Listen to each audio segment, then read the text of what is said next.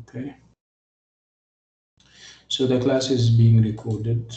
Okay, and these are the slides. And you guys said that you can see them. I'll cut to the chase, and by cutting to the chase means that I'm not going to go over, unless you want me to do that. This is kind of, you know, I don't know. Sometimes repetition is good, and sometimes it's boring and everything.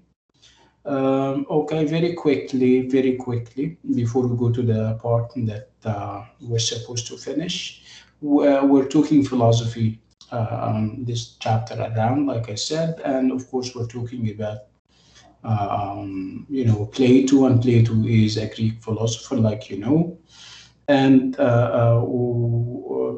philosophy is about asking questions, about asking relevant questions, is about using your mind, like we agreed. And Plato is, the part that we're interested in with Plato would be his, his attitude towards moral beliefs, traditional moral beliefs, whether he is all for them or the other way around. It has been proven over the past 2 weeks that he is not actually in favor of traditional moral beliefs if the approach to them would be through tradition, things that we accept as is without any questioning. He says traditional beliefs are fine and everything, but they have to stand the test of logic. We have to use our minds and ask questions about them. We need to challenge them and put them to the test. Whatever our minds agree to, we accept. Whatever our minds does not approve, we don't accept. This is in a nutshell his attitude towards traditional beliefs. We said that he, of course, he is adopting this attitude because he is a philosopher, and philosophers are all about using the mind. And of course, we said that if you're using your mind, and if you happen to be a philosopher, we call you a rational philosopher. And those who believe that, we don't have to use our minds. It's beliefs that we have inherited from people that we trust in the past generations. They have been tried over and over again. Those people who promote the idea of tradition and traditional beliefs are called moral traditionalists. And as you have seen, over mute your mic, please. And this is and these are the ideas that we're dealing with here.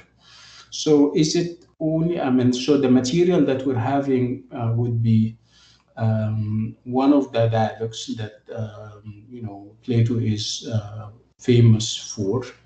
Plato wrote only dialogues, and we have so the material would be one of those dialogues, and it's called Lacus or Lachus. And it's not only about ideas. It's also about how we kind of process and handle those ideas, and how we handle and process those ideas through the Socratic method. He is obviously under the influence of his mentor Socrates, and he is adopting his Socratic method. And the Socratic method, by now, of course, you're familiar with it. It's the idea of asking questions. And then when somebody comes up with an answer, you check the validity of the answer. And I'm not using the word validity in a technical way. Validity means whether the answer is kind of correct or wrong, whether the answer is coherent and is consistent with the mind or not, and with perhaps things that the one who answered have been doing. This is called the Socratic Method. And like I said, it's about asking questions and asking further questions. Again, this can be a little bit, confusing and intriguing and even irritating and annoying for the one who answers, because I give you an answer and you're not obviously happy with the answer. So why don't you come up with your own answers? So why don't you give me a model, for example, a model answer? So which Socrates wouldn't do, because he simply says that I don't know the answer myself. Um, and obviously, lots of people wouldn't believe him because he's very wise and very smart. How come you're asking questions, and how come you say no? This answer is not correct, and this answer is this and it. So unless you have an answer of your own, he says no. I don't have answers. I don't know the answers. So people would accuse him of being deceitful.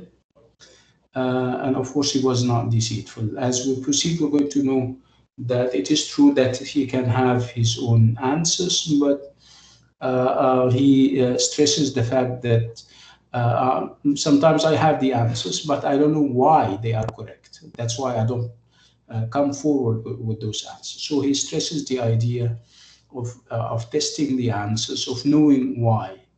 Okay, so it's not knowledge and full stop. It's knowledge coupled with the idea of why. Why? And sometimes you have all the knowledge there is, but you don't. When people ask you as how to do something, you don't know because you don't know the rationale behind it. This is the Socratic method that is being employed in the Lagos dialogue that we have. So who do we have in this kind of dialogue? We have Socrates, and like we said, the Socrates that we have here is not the historical Socrates. This is the Socrates that we have in the Lagos dialogue is an invention of Plato. He is a fictional character, and why would he have him? Perhaps he wants to honor Socrates, who never wrote a single word. Like, of course, by now, the Socrates never wrote anything. He doesn't have any books to his name. So Plato, as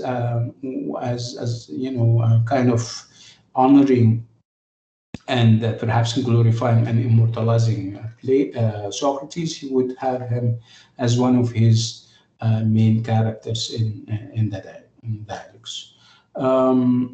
Okay, so who else? We have Socrates, the fictional and the made-up character that Plato invented. We also have Lagos, and we also have Nicias. So the three are going to engage in this kind of bantering where Socrates would pose the question, and then Lagos would answer, and then Socrates gives him a further question, and Lagos would at one point admit that his answers are not correct. And then after a while, Lagos will step down, and Nicias will take over, and Socrates will start asking him also questions. Okay, what's the idea? What is the point that the whole dialogue is about? The idea or the point is about courage. They are going to talk about courage and the nature of courage, and whether courage is the whole of virtue, or there are other virtues that we need to think of when it comes to talking about the whole of virtue. Okay. If you still remember, we spoke about Lagos and his definition of courage. And the scenario, how the background to the whole dialogue, the whole dialogue is or started when two Greek gentlemen were kind of talking about this kind of education that they can provide for their boys or their kids. And they seem to have agreed on the idea that perhaps training, military training can do the trick, can help them develop courage. And they kind of differed on that, and they went to Lagos. And Lagos is a military leader, and he was with his perhaps friend or colleague Nicias, and they started to talk about this definition of courage. Uh, uh, um, and that courage can be brought about, can be developed if young people receive military training. So Lagos and Nicias would differ, and in this case, they would bring in Socrates in order to contribute to the conversation and give them his opinion as whether military training can be a source of courage for the young people. And of course, they ask for it. Socrates will come over and he is going to control the conversation. He's going to start to ask them questions. He started off with Lacus, and he asked Lacus to perhaps provide a definition of courage, and Lacus spoke about courage as his definition of courage would have to do with military individuals, especially those infantrymen, Greek soldiers who we call the hoplites. When the hoplites stand their ground in battle, to stand your ground, it means that you don't retreat or withdraw. So they kind of stand together, perhaps hand in hand and shoulder to shoulder. Whenever the enemy come over, they never retreat or go back. This is Lachos' definition of courage. The idea that you stand your ground in battle. So Socrates would say, well, so you're limiting courage to the military field.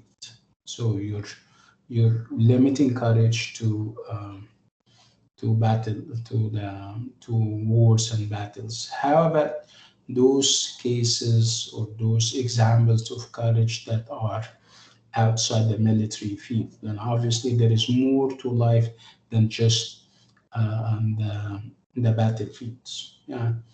Lagos would think, and then I stand corrected. You're correct, Socrates. There is obviously more to courage than just standing your ground in the battlefield. And then he is going to try another answer. I'm talking about Laos, of course, and he would talk about the idea of endurance. So endurance means that you you exercise patience. You kind of sometimes you undergo lots of stressful situations, and you work under pressure and all these kinds of things. So if you accept them and if you bear them, this is courage according to Lagos. Well, Socrates will interfere and say this is also,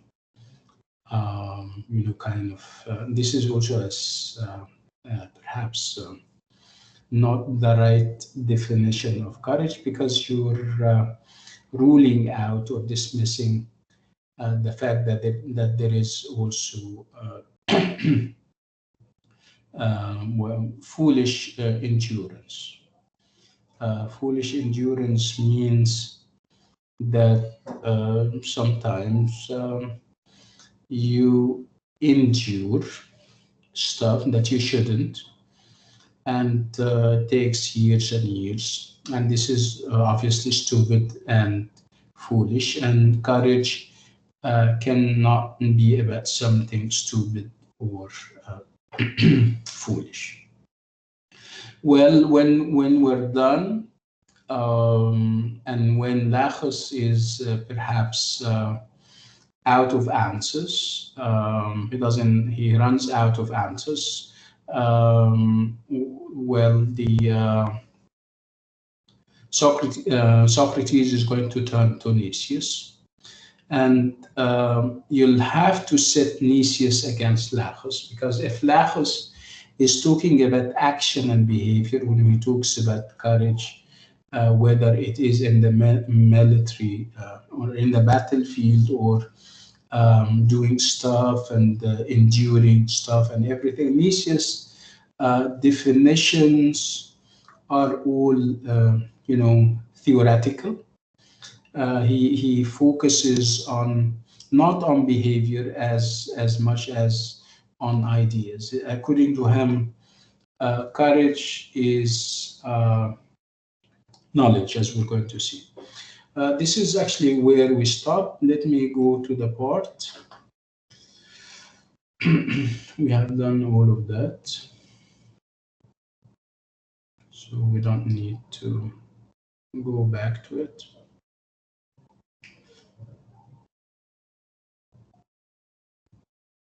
Okay.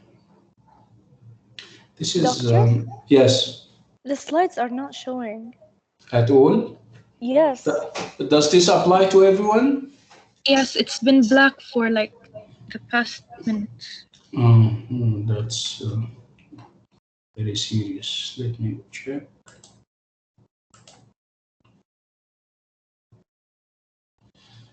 Okay, stop sharing, and then sharing.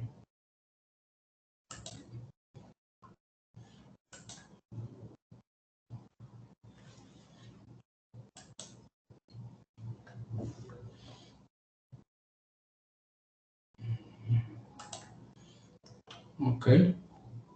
Can you see anything now? Yeah, now I can Yes. see the Microsoft Now I Teams. see. What? Now I can Yeah, see. yeah. Yeah, the slides are showing.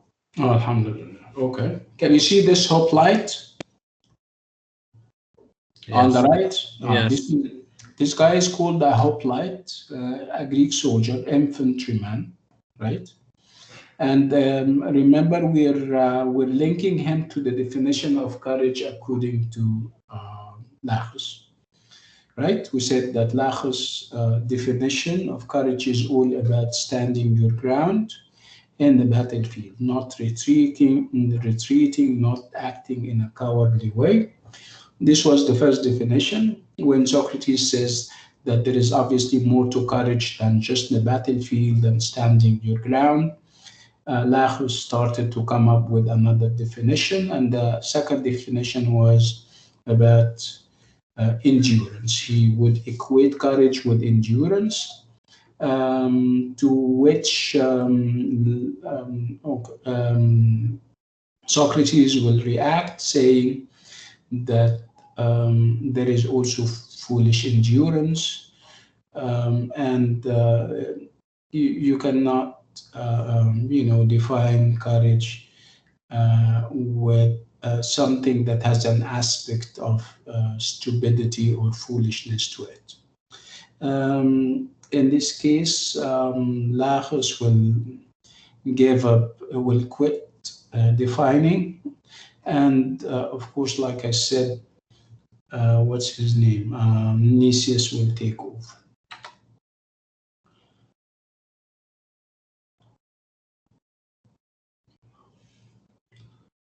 Okay, so the cases that we have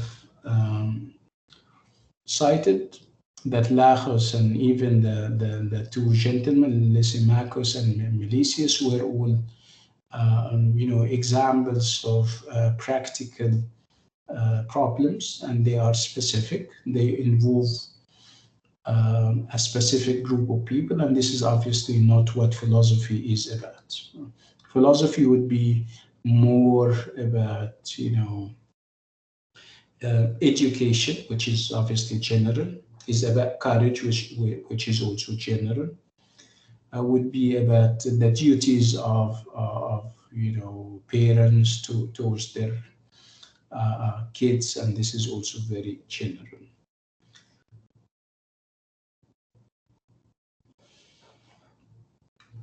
Again, we spoke about this idea of Lachos focusing on Greek tradition when it comes to defining. It seems that he was inspired by Greek tradition when it comes to defining courage.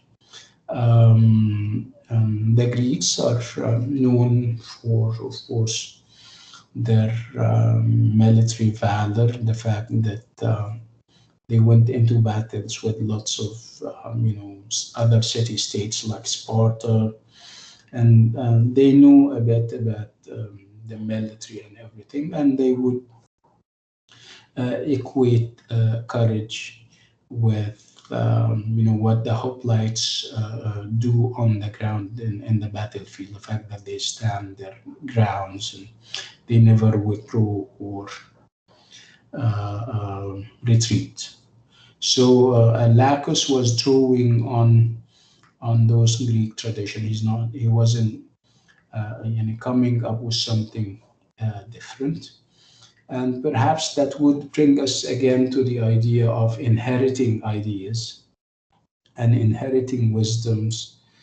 This is what we call conventional wisdom. According to Lacus, conventional wisdom has it that courage and being courageous is about standing your ground. So he was actually kind of copying what other people are saying. And this is obviously what Plato is against. Plato, and of course his representative here would be Socrates. Plato or Socrates would stand up against Lachos and would tell him that you're giving this piece of information about courage because you're inheriting this. You're inspired by the Greek tradition when it comes to defining courage. What about areas of life where there is no battlefield? So in this case, the definition would falter and would not hold. Again, he tries another definition about endurance, and also this is something that he inherited from Greek tradition. He is also inspired by it from Greek tradition. Again, that would falter because Socrates would tell him that there is also foolish endurance, where you do something over and over again, hoping against hope that the result would be different. This is foolish and this is stupid. Again, is courage endurance? And this is the argument that Socrates is mounting. And in order to convince Lachos, he would use the philosophical argument approach. So when I say philosophical argument, I mean that somebody is building a case. Typical of, you're familiar with courtrooms and the courts. If you have an issue and if you have perhaps a complaint against somebody, you can take him or her to the court.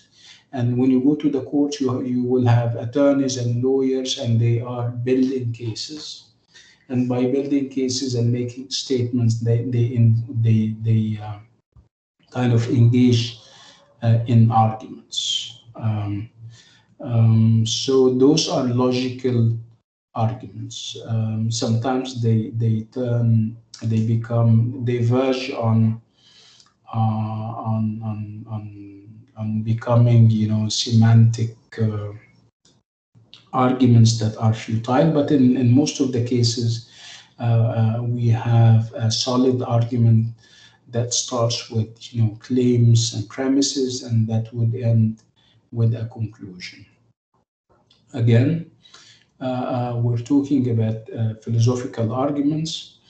You're trying to convince somebody of something, so you appeal to his sense of logic, you appeal to his mind rather than to his emotions and feelings.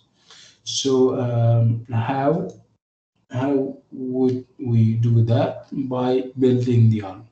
So what are the elements of any argument? You would normally have um, claims, and those claims in philosophical arguments, we call them premises. So you normally have premise one, and you have premise two, and then you have the conclusion. I spoke to you about them last time, and I even translated them into Arabic when I said that we have what we call muqaddimat, okay?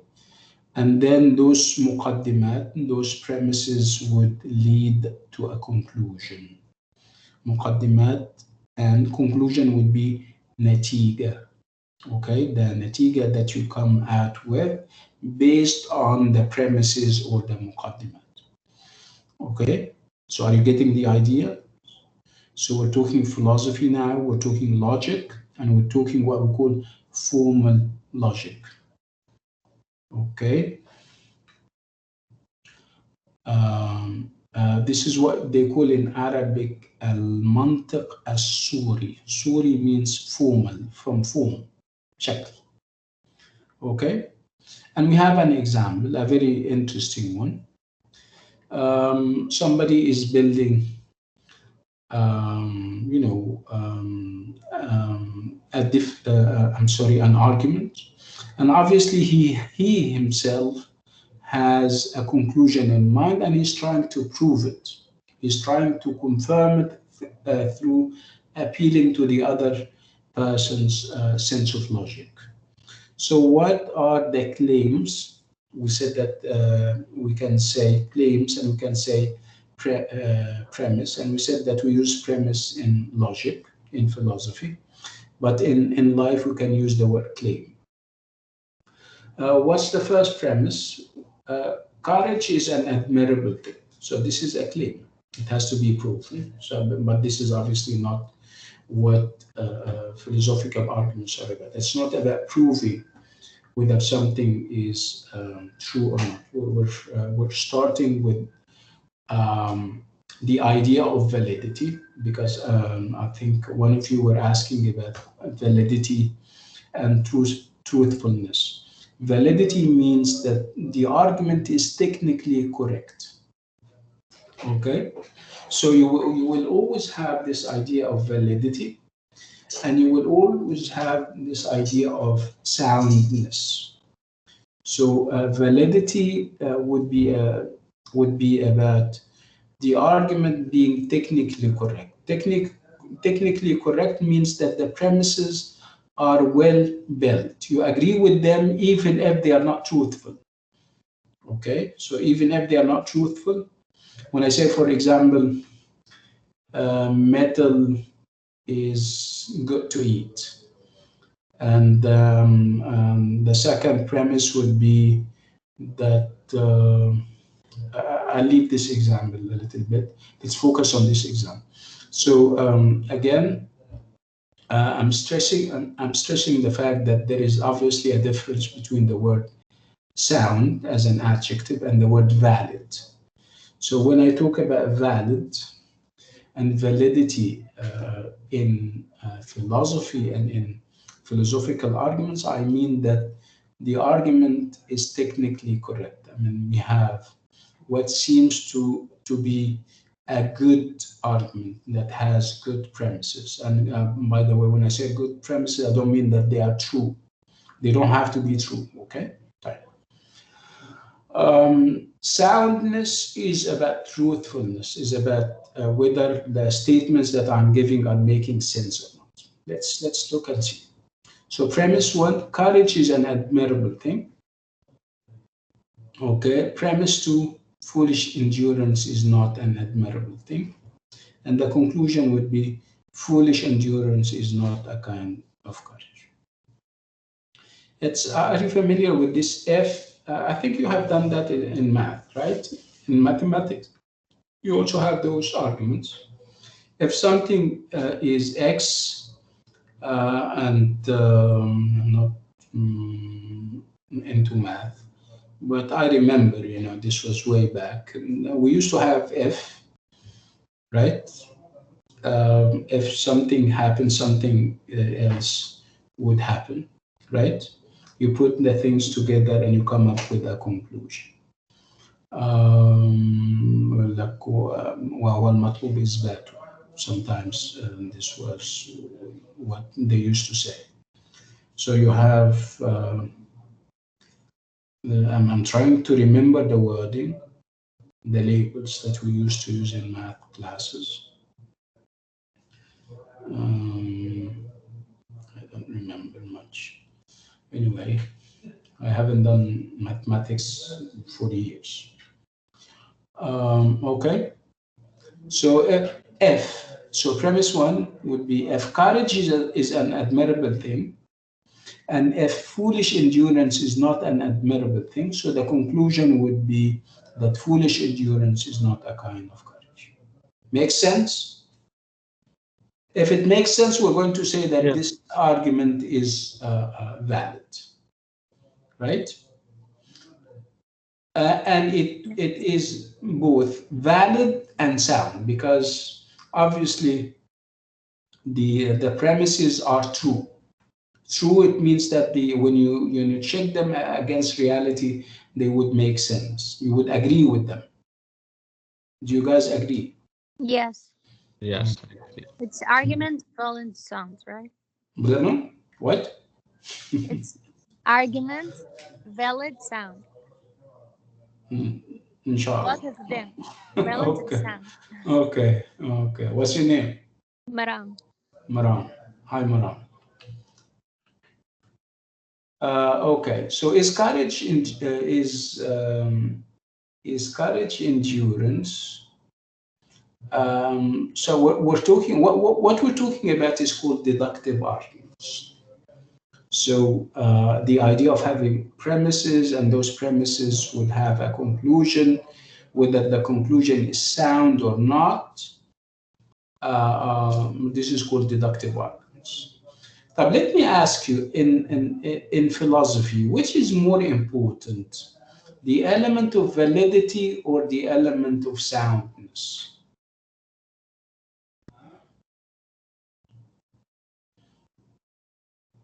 Validity. Validity, because if the argument is not valid, there is no point in having the argument in the first place. It means that we're talking nonsense, obviously. Okay, so it means that we're not appealing to our other people's sense of reason and sense of logic. So the whole argument would crumble down, right? Okay. So Socrates' argument is a deductive argument, and the fact that it is deductive, and we're using the phrase deductive argument because there is inductive argument, and I don't want to confuse you. We're focusing on deductive arguments. We don't have inductive arguments here. I'm not going to define the other one. So the mark of a deductive argument is that it is supposed to be valid, okay? So deductive arguments is all about validity.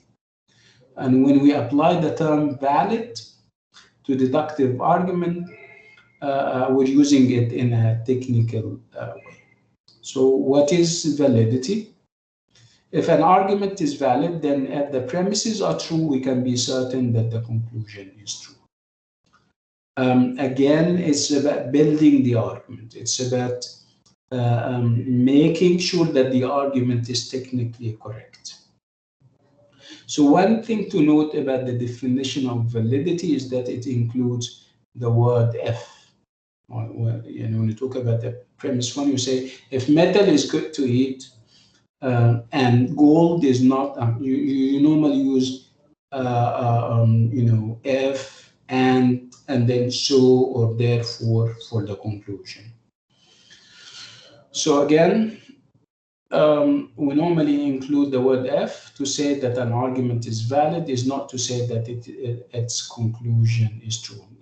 Okay, so when I say that an argument is valid, I don't mean that the conclusions that we arrived at are true. Valid means that it is technically correct.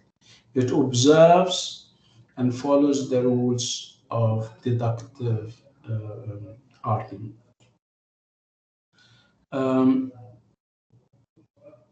And we have another example, silly as it is, but yeah. Again, the focus is on the element of validity, not on soundness or truthfulness. When I say if the premise one, for example, metal is good to eat. Premise two, gold is not good to eat. And then you have the conclusion, gold is not a kind of metal. What do you think? Is it sound or valid? Valid. It's a valid. It is valid, but it's not sound, right? Because Yeah. it's none of them is obviously true, right? Yeah. No, obviously metal is not good to eat. I never tried it. At one point there were people, perhaps last year or so, there was this restaurant, I don't know where, that was serving food that has gold. Yeah, it's a trend now. Yeah. They put it on all food. But I don't know whether it's good and whether it's good, it's good or bad. But again, we're focusing on the idea of validity, not soundness. So premise one, metal is good to eat. So gold is not good to eat, and then gold is not a kind of metal. Of course, this is if you apply the rules of soundness, it wouldn't make sense. So technically, and from the validity point of view, you have a good argument. But on the level of reality and on the level of truthfulness, soundness, it's not. So the argument is silly because premise one is obviously false. As a result, the argument has generated a false conclusion. But the argument is valid nonetheless. Okay? Okay. So to describe an argument as valid is only half a compliment. It implies that there is nothing wrong with the logic of the argument. There is logic to it, okay? I'm building a logical argument. Okay, so to praise the argument unreservedly, you would need to say that it is sound. So obviously it is not sound. A sound argument is one that is both valid and has true premises. So it is valid, right? But it doesn't have true premises. Do you agree? Yes. I agree. Okay. So we can call it, like I said, we can call it valid, but we cannot call it sound.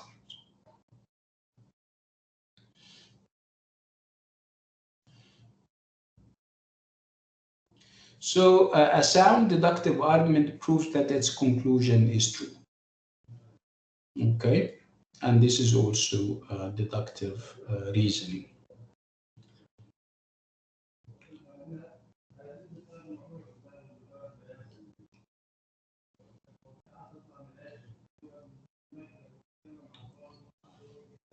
And then we have, Socrates or Plato would focus on the idea that sometimes you need to have your own examples so that you can put them on the right track. Sometimes the ideas that you're presenting, especially in logical and in deductive arguments, are not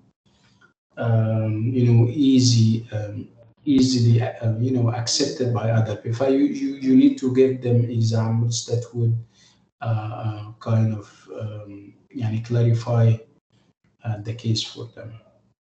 And he's giving us the case. I mean, this is obviously the writer of the chapter, the case of the foolish firefighter. So you have a firefighter who happens to be foolish. So let's look at it. Let's unpack that. Do you expect firefighters to be foolish? I'm asking you. No. No, they are courageous and they are smart, right? Because they sometimes go through situations that would need them to think and perhaps think again before they come up with a scenario as how they can perhaps rescue and save people and property. Okay, so what's this case that we're having? The Socrates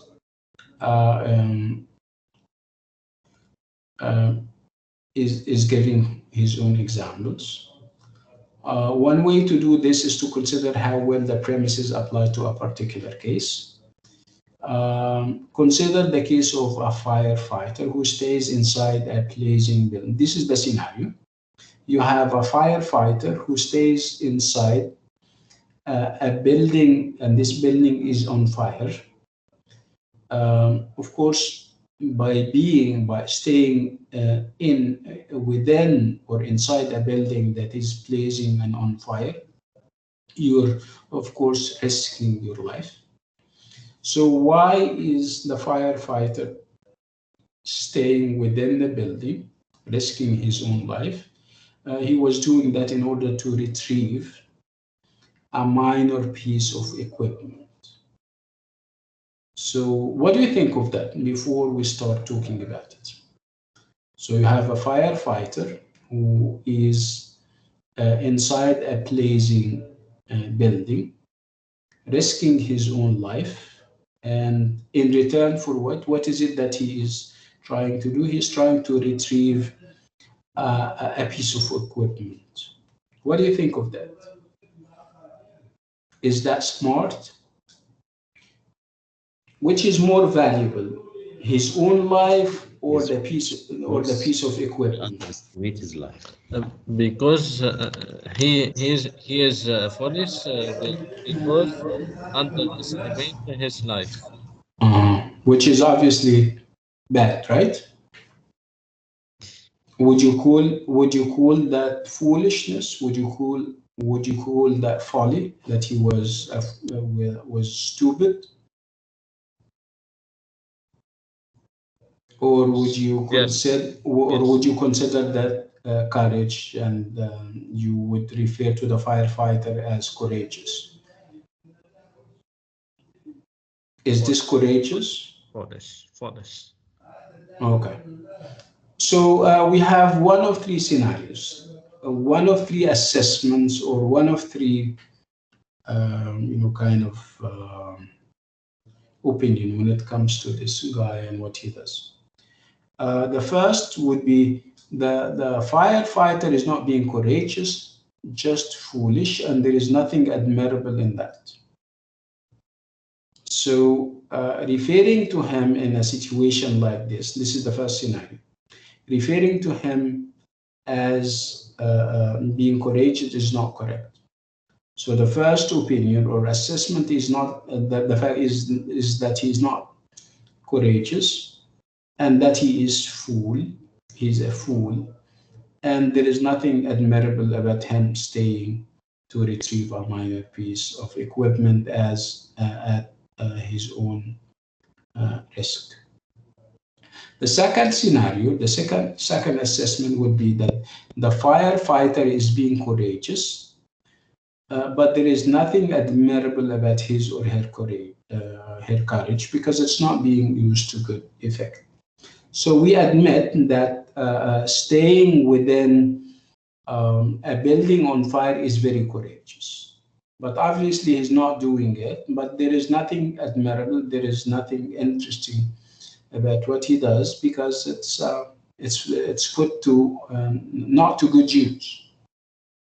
The third assessment would be that the firefighter is being courageous and his or her courage is admirable, even though it is foolish. What do you think?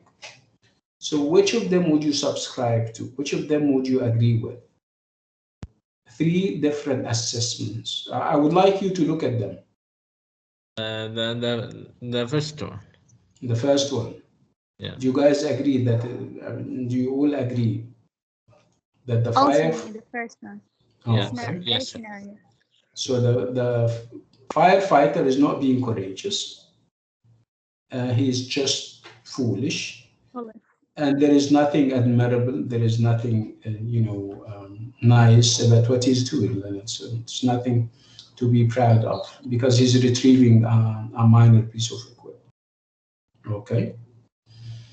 So these are the different scenarios, and which of them is similar to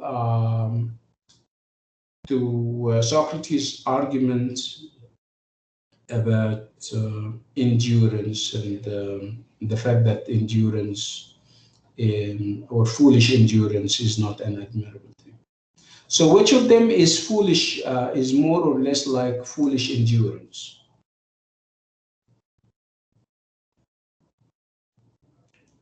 First one. The first one, yes, it has the same logic, right? Yes.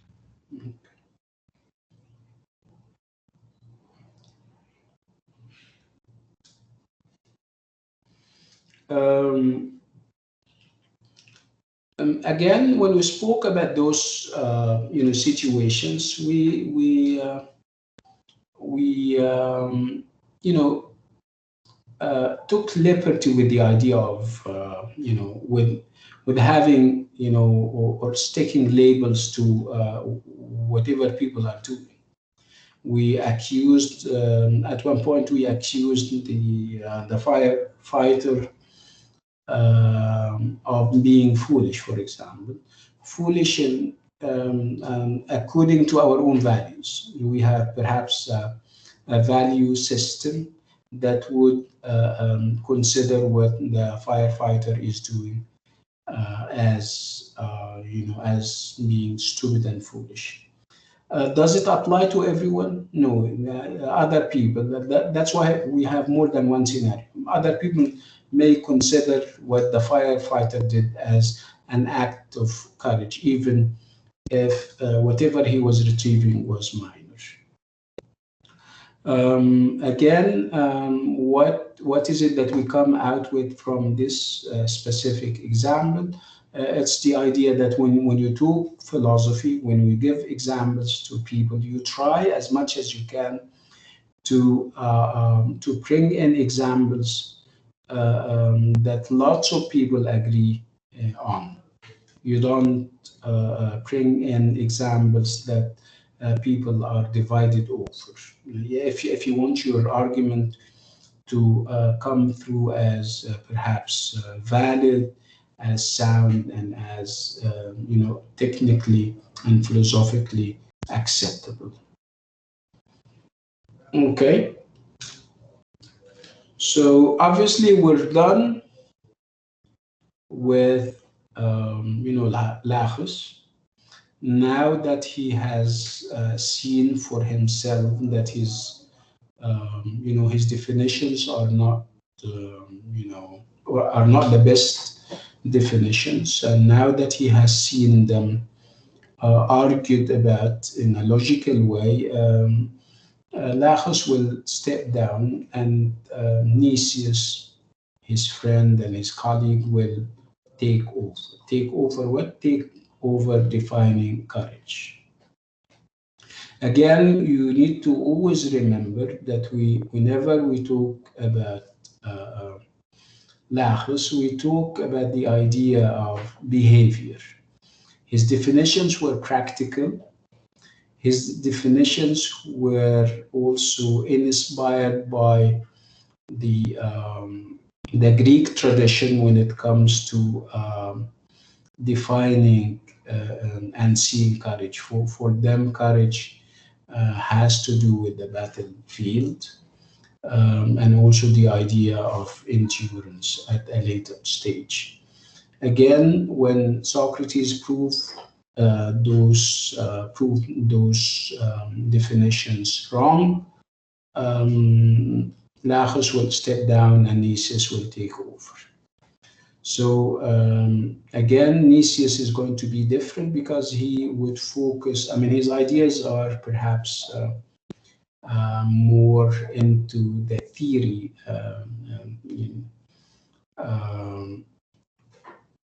aspect of things. I mean, he would focus on the idea of knowing about something. And of course, Socrates will check that and prove it as invalid and as perhaps unacceptable. So Socrates and Lagus have agreed that foolish endurance is not courage, because there are obviously other cases of courage. And that, when you spoke about, foolish endurance. Okay, so after some further fruitless discussion with Lagus, Socrates asks if Nicias can help, and we turn to Nicias. Okay, so as you can see, Lagus' definition characterized courage as the ability to behave in a certain way. So we're talking about behavior, we're talking about action, we're talking also about the ability to do something. So if you still remember, Lagus' definition was all about standing firm in the face of danger or hardship. With Nicias, the focus would be on the quality that he takes to underlie courageous behavior. Okay, according to him, courageous behavior, courageous acts come second to the knowledge and to the wisdom about them. So for him, courageous acts are less about the behavior that people engage in and are more about the wisdom or the knowledge that this behavior should possess or have.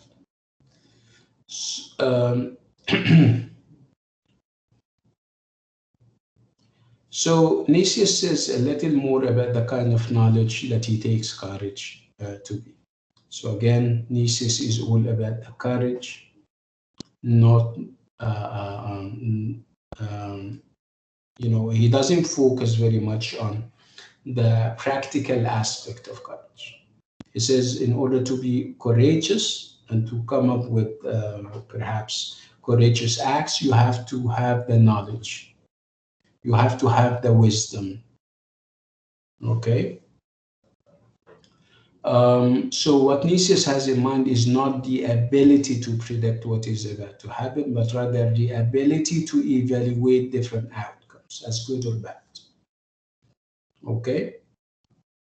So it's knowledge and wisdom about what is good and bad. Okay. So if we're talking about a battlefield, if we're talking about a war, and if we're using Nicias' concept, in this case, before you engage in the war, you have to assess the situation and see whether perhaps you will win in the battlefield or not. He focuses on the idea of knowledge, on the idea of wisdom that you will have to think of. And then you decide if something, if you think it's good to go to the battle because of the wisdom that you have, because of the knowledge, because of the assessment that you made, that's fine. If you think it would it would not be your day and you will get defeated, don't do it. But perhaps what is not clear about Nicias would be the idea that he doesn't put much stress on the idea of acting on the knowledge that you have, whether it's negative or positive, whether your assessment is good or bad. He leaves this part open.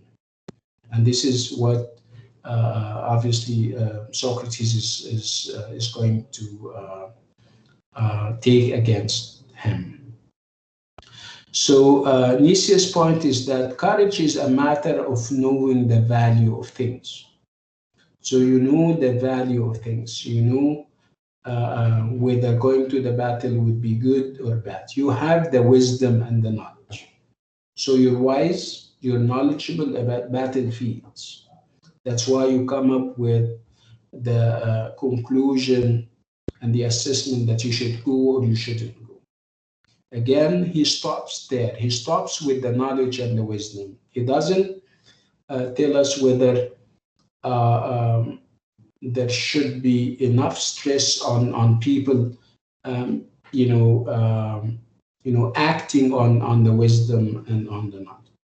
So a courageous person will know whether or not it is worth sacrificing his or her life for the sake of a military victory, or whether it is worth risking wealth and reputation in order to defend a moral principle.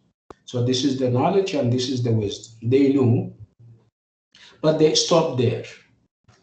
In contrast, a cowardly person will be someone who overestimates the value of his or her own life. Okay, courageous in the sense that you know you are a good judge of characters, you are a good judge of situations, you are a good reader and a good analyst, a wise analyst. You don't advise people to do something because you think it's risky, and this is wisdom and this is knowledge. You advise people to do something because you think it's worth it. This is also wisdom. Okay. And this is courageous. If you can do that, if you can take those decisions, I mean, advising people for something or against something, this is wisdom and this is knowledge and hence courageous. Again, if you advise people in a negative way, I mean, and your estimations and assessments are bad, you are a coward because you're overestimating your knowledge, you're overestimating the value of certain situations. So as you can see, unlike Lagus, Nicias is able to distinguish cases of courage from cases of mere foolishness.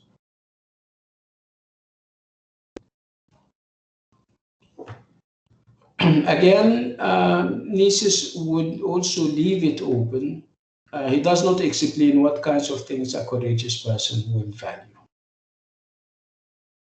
Again, his definition will not tell us on its own whether a particular case is an example of courage or foolhardiness.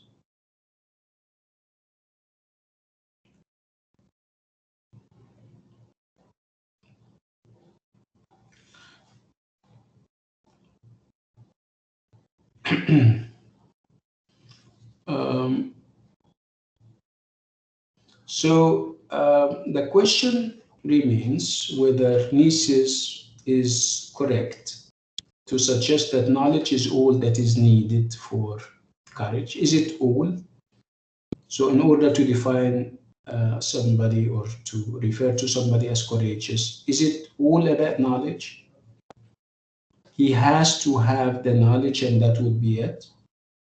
So sometimes you have the knowledge, but you don't act on it. Sometimes you have the wisdom, and the wisdom tells you do it, but you don't do it.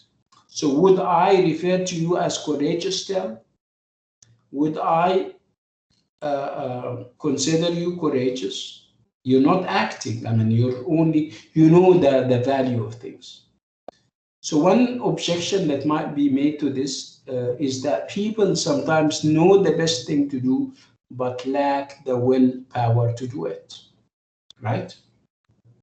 And we have a very nice situation where there is a woman, and this woman sees a child trapped inside a burning house. Okay, so let's talk about this lady. So according to Nicias, she knows that she has to do something about it. She has to go and bring out the child, right? So this is knowledge. This is courage according to Nicias. But does she do it? Would she do it, risking her own life? Okay, how would you look at this lady if she doesn't do that? If she doesn't act on the knowledge that she has? The knowledge that she has is that it's always good to go inside and rescue and save the child. Okay? So the situation of a woman who sees a child trapped inside a burning house, and suppose that the woman knows that the best thing she could do is to try to rescue or save the child. Would she necessarily run into the flames? Well, possible. No. What happens if she decides not to? Would you accuse her of being a coward? This is something that Nicias obviously doesn't answer. So Nicias seems to be assuming that when people really know the best thing to do, they will necessarily act on that knowledge. But this is not happening here. The lady didn't interfere so that she can save the child. So how would you refer to her? Would you say that she's cowardly? So Nicias will have to insist that deep down she does not really accept that this is the best thing to do. Perhaps, so he leaves you confused. If she acts on the knowledge and the wisdom, you would say, yeah, she knows about, she's very wise and she is knowledgeable. And if she goes inside, this is very correct. I mean, knowing about the thing is in and of itself courageous according to Nicias, right? If she does it, that's fine. So what happens if she doesn't do it? Nicias will tell you that perhaps she made an assessment of the situation and she has the knowledge and the wisdom that going there will risk her own life. She will lose her own life. So that's why she does not do it. See, you don't have one single answer whether what she does is courageous or what she doesn't is courageous. Are you getting the idea? Yes. Okay. Okay. And then we move to the idea of courage. We've been talking about courage for quite some time, and whether courage is the whole of virtue. The whole of virtue means that you only need courage, and that would regulate your life, and you would live a moral kind of life. Obviously, when you look at it, even without reading, then there are other things that would regulate your moral life. You have temperance, you have justice, right? You have lots of other patience, for example, lots of other qualities that would also make elements of virtue.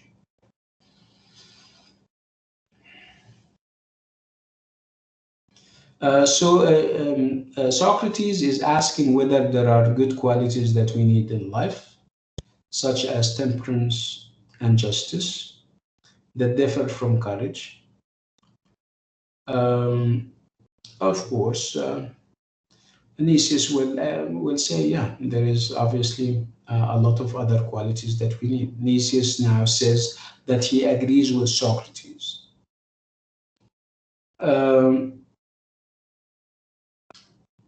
Again, the idea that Nicias agrees with Socrates means that he joins Socrates' opinion without asking. Okay, and this would bring us to the idea of opinion and whether opinion is as good as knowledge. So obviously, what Nicias is saying is mere parroting or copying. He does not test the idea himself. He does not test the idea that obviously there is more to a virtual life or a virtuous life than just courage. He does not. I mean, he takes the idea from Socrates, and this is something that Socrates does not accept. Socrates believes that if you take other people's ideas as is without questioning, it means that you are taking opinions. These are mere opinions and not knowledge. And you can, of course, turn them into knowledge if you test them, if you challenge them using your power of reason.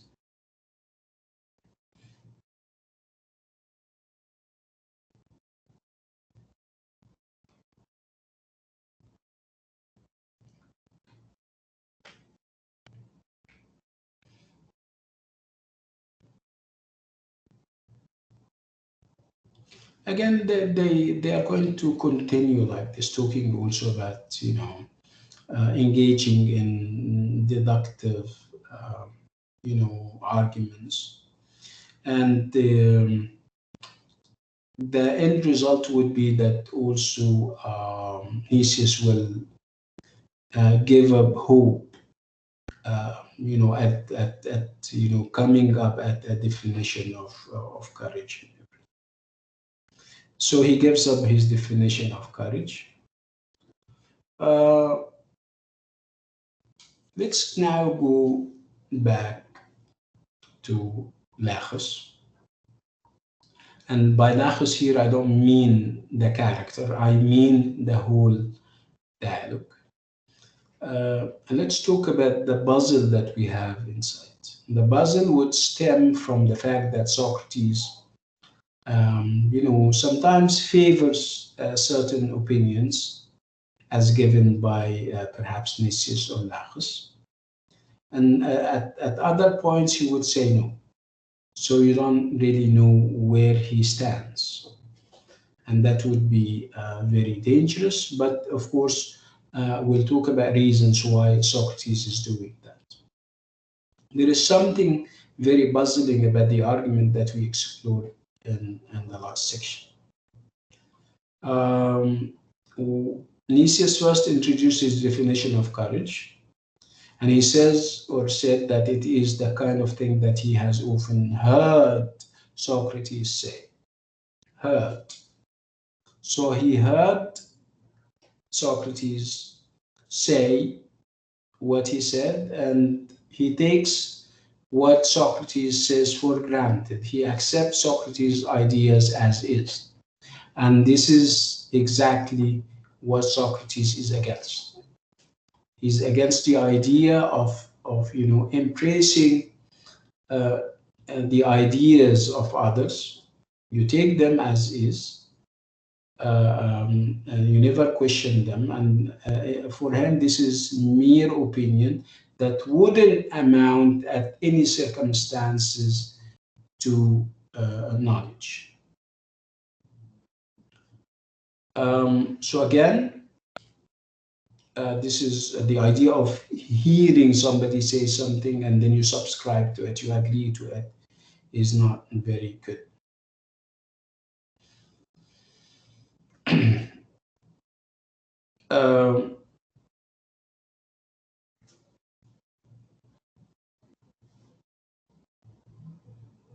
So this puzzle can be resolved if we pay attention to Plato's views on a rather different issue, the difference between knowledge and opinion. Okay? So when you hear somebody say something and you accept it at its face value and you embrace it and it becomes sometimes your own opinion, this is not acceptable. In this case, what we're having is mere opinion. And obviously it wouldn't amount to knowledge. Knowledge is more valuable and more important because opinions change. If you listen to what I say, if you listen to what I say on something and you take it as is, the likelihood that somebody else comes tomorrow and gives you a different opinion and you accept it is very high. Okay, so opinions differ and you differ with them, you change with them. But knowledge is knowledge, it is constant, it doesn't change. So knowledge, opinion, and the status of Daedalus. So one of the philosophical questions that interested Plato was the nature of knowledge. He discusses it in Lachus, and he also discusses it in another dialogue called the Meno. And the Meno was written after the Lachus. And the Meno, you have this kind of conversation that Socrates has with Meno, and Meno is a young aristocrat from the north of Greece. They talk much about the virtue of knowledge. The focus in Meno would be on knowledge. If Lachos is all about courage, Meno is all about knowledge. Meno also engages in making this difference between knowing that something is the case and merely having a true opinion about it. Knowing that something is the case, it means that it's not only knowledge that you are after, knowledge and perhaps the how and the why of something. While opinion is mere opinion, you don't normally ask how or why something was created or was done.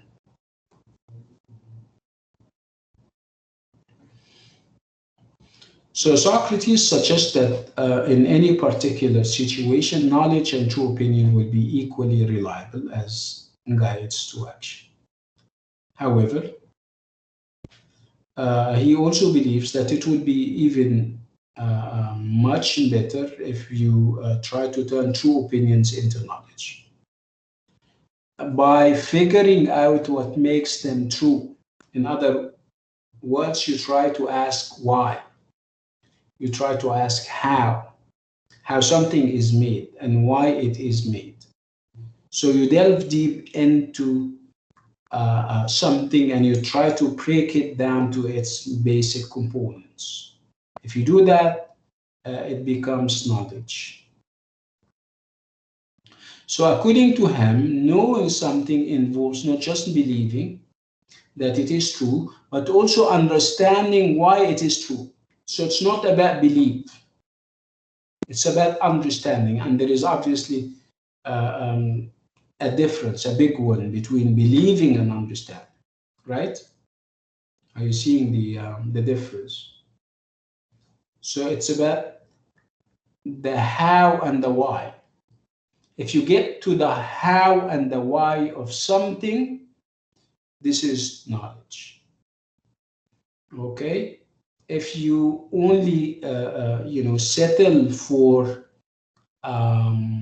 believing that something works in a certain way without really checking how it works, so this is mere inherited belief. This is a belief that you have perhaps taken from somebody else. So sometimes you call it belief, sometimes you call it opinion, mere opinion. So according to Socrates, knowledge is more valuable than true opinion because opinions tend to stray. Stray and not stay. Stray means that they change. They are not constant. There are variables involved. So when, for example, I tell you that a specific argument is valid, and you take my word for it without asking why, without understanding why, this is mere opinion. Again, what is dangerous about that would be that tomorrow perhaps somebody else would come over and tell you something else, and you would also accept what he or she says, right? However, if you understand why the argument is valid, you will be much likely to be persuaded otherwise. So if you understand why something is done or made, and somebody comes to you and says, no, listen, this is not how it is made, perhaps, you would say, no, I know. I tested it myself, and I know how and why it works. So he or she is not likely to change your mind. So the knowledge has become your own.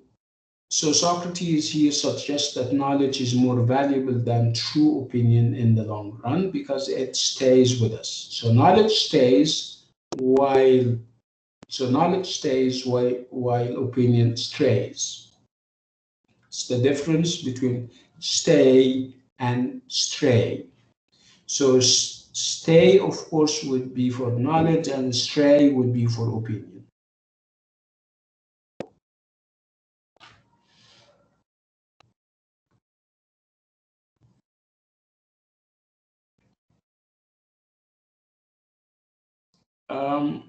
Do I have to understand everything when it comes to knowledge so that I can say that this is knowledge and not opinion? Of course not. There are things that you take also for granted that wouldn't need you to perhaps exert efforts.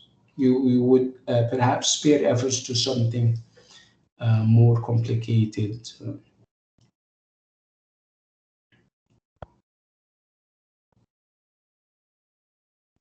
So the suggestion that knowledge requires understanding makes most sense if we apply it only to certain kinds of knowledge.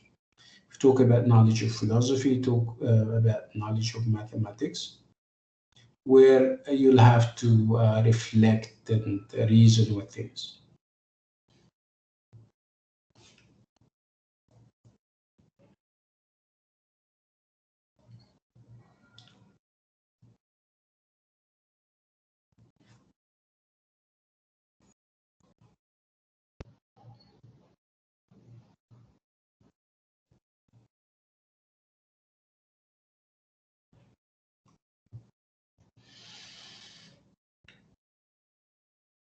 Okay, so as you can see, according to Socrates, you cannot come to know something by parroting someone else's words. You don't just parrot.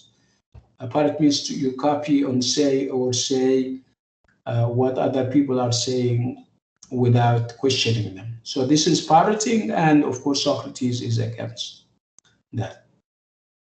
Even if the person that you're parroting is an acknowledged expert, no, you have to check the thing yourself.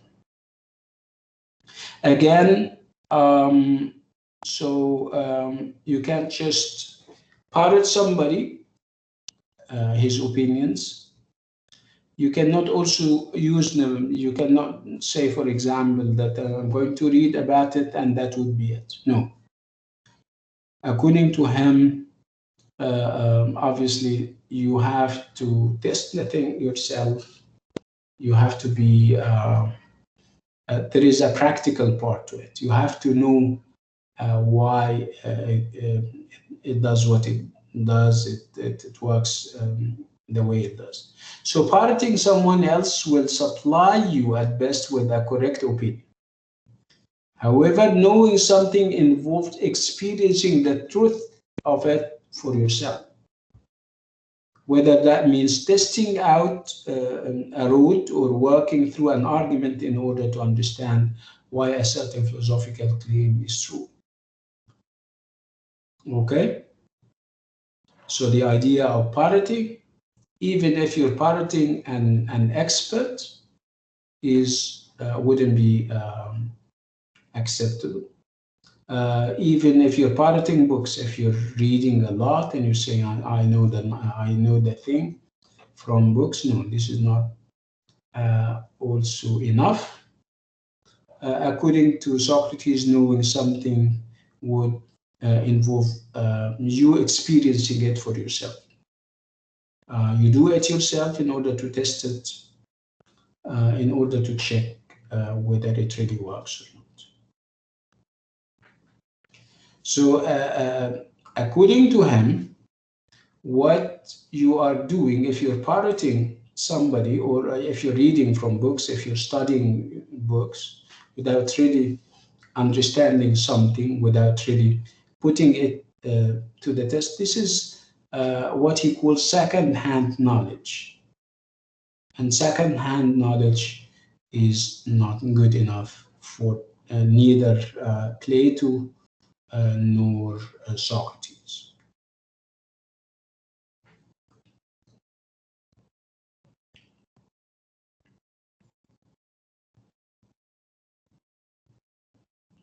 So many people would regard the testimony of other people, whether they're friends, teachers, experts, or eyewitnesses, as an important source of knowledge. But Plato seems to hold that the testimony of other people is a source only of fleeting opinion. This is mere opinion, because it was never tested.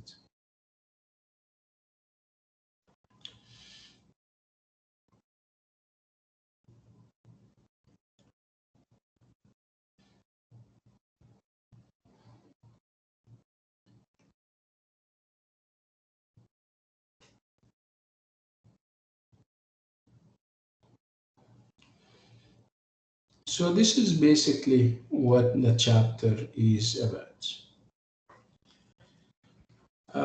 Of course, we spoke about the Socratic method. We spoke about,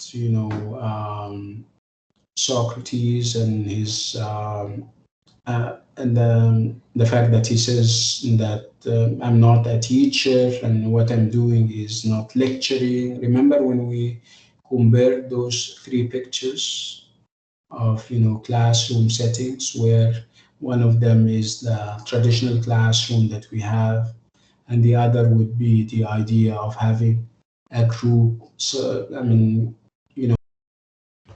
in a random way, if you like, and to the extent that you don't know who the teacher is and who the student is, right? And then also spoke about Aristotle and the fact that he has his own way of imparting knowledge, and also through walking with his students, right? We're done with the chapter, and I'm hopeful that I made it as accessible as I possibly could, because it has ideas. So if you have any questions, you guys have 5 minutes from now before we call it a night. It's clear, Mister. Thank you so much. But I only have a question. For the Okay. quiz, for example, should we study from the slides, because the book has so many unnecessary information, I feel. Well, because it's multiple choice questions, we ask, slides are normally meant to perhaps be summaries. They don't say everything. While multiple choice questions are, or exams that have multiple choice varieties, would be about specific details that you would only have in the book. Sometimes we ask you about a place. So sometimes we ask you about a name. Sometimes we ask you. But I think going through the book, if you can take the trouble of reading the chapter from the book, I think it would be more helpful. I'm not trying to say that you should memorize this or that. No, just now that we've been doing the stuff for perhaps the third time, I think, going through the book in a very casual way would be more than helpful. You don't need to stick to the slides, and sometimes the slides are even reproductions of the book themselves. They don't even bother to take stuff out. They, in other words, they defeat their purposes. You think that they are summaries, but you end up, realizing that they are mere copies of the chapter itself. And another recommendation would be, because we've been perhaps talking over and over again about the chapter, I think the videos, the recordings can be, if you can very lazily and very idly hear them, I think they can help. I recommend that you watch the videos, or listen. You don't have to watch them because obviously there is nothing to watch. It's all kalam, right? Yes. Okay. Thank you so much. You're welcome. Any other questions? No, doctor. Thank you. Okay. Good luck, inshallah. I understand that Doctor. Let me finish this. Sorry. You'll have a quiz tomorrow, right? Yes. I have a question about MTA or TMA. Did you check the plan? It's another quiz, but it's perhaps a long one because it's out of 20, right? Yes. So it's more or less a quiz, a bigger one, and I think it's going to be essay based, where you're going to write perhaps an essay or two. Okay. So we don't have a TMA. If you would like to call it a TMA, I would like you to perhaps precede it with in-class TMA. Doctor, all of them are going to be essay questions, or are there going to be multiple choice and true and false? I think with a quiz or a test as big as this one, I think multiple choice questions are not are out of the no. I don't believe we will have. Yes, no. I'm sorry. Multiple choice questions. I'll have to check with Miss Fatma, and perhaps we can talk about it next time. You still have time, Okay. right? Because, for example, the TMA of 122, I think it has essay and multiple choice and true and false. Like, it has everything. So I thought we have the same here. I need to double check before I'll ask and get back to you, inshallah. But for sure, we will have, of course, essay questions. Okay. Thank you, doctor. You're welcome. Yeah. On this item, on this note, and with this item, we'll come to the end of tonight's extra class. Yalla, assalamu alaikum. Bye bye.